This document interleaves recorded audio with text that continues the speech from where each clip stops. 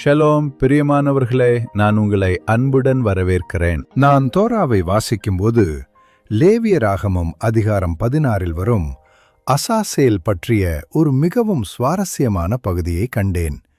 அந்த அதிகாரம் என்னை ஆழமாக சிந்திக்க வைத்தது, என்னை ஆழமாக ஆய்வு செய்ய தூண்டியது. அதனால் இன்று நான் கண்ட இந்த ஆய்வை உங்களுடன் பகிர்ந்து கொள்ள விரும்புகிறேன். இந்த ஆய்வு உங்கள் வாழ்க்கைக்கும் ஆசீர்வாதமாகவும் பயனுள்ளதாகவும் இருக்கும் என்று நம்புகிறேன். வாருங்கள், நாம் அனைவரும் சேர்ந்து தேவனுடைய வார்த்தையின் ஆழமான அர்த்தத்தை அறிந்து கொள்ளலாம். ஆசசேல் நம் பாவங்களை அகற்றுதலும் அதன் மறைபொருள் இரகசியங்களும். நம்முடைய புனிதமான சடங்கு, நம்முடைய மிக புனிதமான யோம் கிப்பூர் அன்று கடைபிடிக்கப்படும் ஒரு ஆழமான சடங்கை பற்றி பார்க்கப் போகிறோம். அன்று 2 ஆடுகள் நிறுத்தப்படும். இரண்டும் பார்ப்பதற்கு ஒரே மாதிரி இருக்க வேண்டும். ஒன்று தேவனுக்காக பலியிடப்படும், இன்னொன்று ஆசசேல் என்ற பெயரில் வனாந்தரத்திற்கு அனுப்பப்படும். இது நம் தேசத்தின் பாவங்கள் முழுமையாக அகற்றப்படுவதை குறிக்கும் ஒரு உன்னத சடங்கு. ஆசசேல் என்றால் என்ன? இந்த சொல்லுக்கு நம் மரபில் உள்ள 3 முக்கியமான விளக்கங்களை நாம் முதலில் அறிந்து கொள்ள வேண்டும். விளக்கம் 1. ஒரு புவியியல் இடம். பொதுவான விளக்கத்தின்படி ஆசசேல் என்பது எருசலேமுக்கு வெளியே உள்ள ஒரு கரடுமுரடான மலைப்பகுதியை குறிக்கும். பாவம் நம்மை விட்டு வெகு தூரம் சென்றுவிட்டது என்பதன் அடையாளமாக அந்த ஆடு அங்கு அனுப்பப்படுகிறது. விளக்கம் 2. பாவத்தை அகற்றும் குறியீடு. இலக்கணப்படி இது செல்லும் ஆடு, ஸ்கேப் கோட் என்று பொருள்படும். நம்முடைய பாவங்கள் நம்மிடமிருந்து முழுமையாக நீக்கப்பட்டு வனாந்தரத்திற்கு திருப்பி அனுப்பப்படுவதை குறிக்கும் ஒரு உன்னதச் செயல் இது. விளக்கம் 3. ஒரு மறைபொருள் இரகசியம். சில பண்டைய மற்றும் இரகசிய மரபுகள் இதை கடினமான சக்திகளின் அல்லது ஒரு வீழ்ந்த தூதனின் அடையாளமாக பார்க்கின்றன. நாம் ஒருபோதும் அந்த சக்தியை வணங்குவதில்லை. மாறாக தேவனுடைய கட்டளைப்படி அந்த தீய சக்திகளுக்கு ஒரு பங்கை கொடுத்து அவற்றின் குற்றச்சாட்டுகளிலிருந்து நம்மை விடுவித்துக் கொள்கிறோம். இப்போது இந்த பகுதியை யூத அறிஞரான ரம்பாம் எப்படி விளக்குகிறார் என்பதை நாம் பார்க்கலாம். ரம்பாம் கூறுவதாவது, இந்த சடங்கின் உட்பொருளை விளக்க ரம்பாம் ஒரு உன்னதமான உதாரணத்தை சொல்கிறார். ஒரு விசுவாசமான வேலையாள் தன் அரசனுக்கு ஒரு பெரிய விருந்து படைக்கிறான். அந்த அரசன் தன் வேலையாளை நோக்கி, இந்த விருந்தில் ஒரு பகுதியை மட்டும் எடுத்துச் சென்று எனக்கு தெரிந்த மற்றொரு நபருக்கு கொடு என்று உத்தரவிடுகிறான்.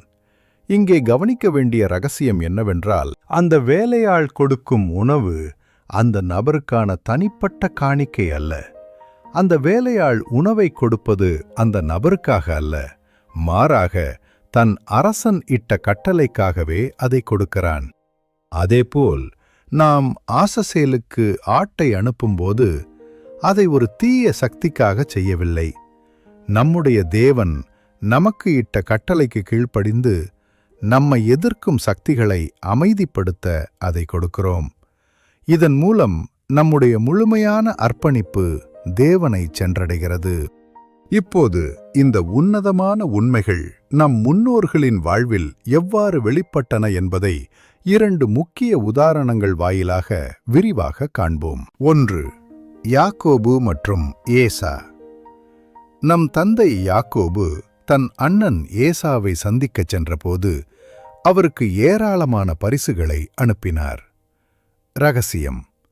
ஏசா இங்கே ஒரு கடினமான சக்தியின் குறியீடு.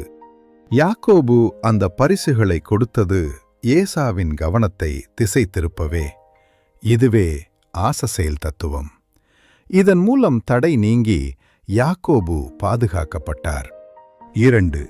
எஸ்தர் மற்றும் ஆமான்.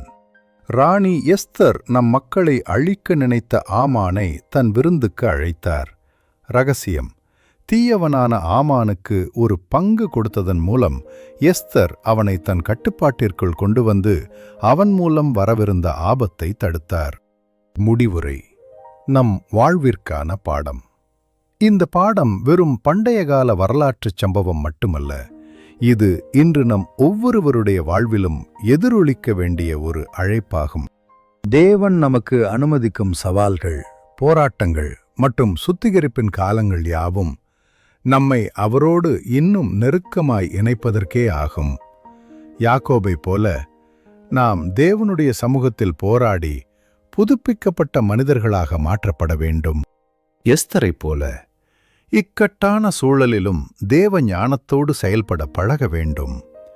அசாசேல் ஆட்டின் அடையாளம் போல நம்முடைய பாவங்களையும் பழைய சுபாவங்களையும் வனாந்தரத்தில் விட்டுவிட்டு தேவ சந்நிதியில் பரிசுத்தமான புதிய படைப்பாக நிற்க வேண்டும். அன்பானவர்களே, இன்று நாம் நம்மையே ஒருமுறை ஆராய்ந்து பார்ப்போம். இன்னும் என் வாழ்க்கையை அழுத்திக் கொண்டிருக்கும் பாரங்கள் என்ன? நான் முழுமையாக தேவனிடம் ஒப்படைக்க வேண்டிய காரியங்கள் எவை? என்னிடமிருந்து அகற்றப்பட வேண்டிய பழைய இயல்புகள் எவை? இன்றே ஒரு தீர்மானம் எடுப்போம். நம்முடைய கடந்த கால கசப்புகளையும் பாவங்களையும் வனாந்தரத்திற்கு அனுப்பிவிட்டு தேவனுடைய அளவற்ற கிருபையில் ஒரு புதிய பயணத்தை தொடங்குவோம். தேவன் நம்மை சுத்திகரித்து தமது சித்தத்தின்படி வழிநடத்துவாராக. இந்த படிப்பு உங்களுக்கு பிடித்திருந்தால் லைக் செய்து, சப்ஸ்கிரைப் செய்து, உங்கள் நண்பர்கள் மற்றும் குடும்பத்தாருடன் ஷேர் செய்யுங்கள். தேவனுடைய வார்த்தை இன்னும் பலரிடம் சேர உதவுங்கள். ஷலோம்.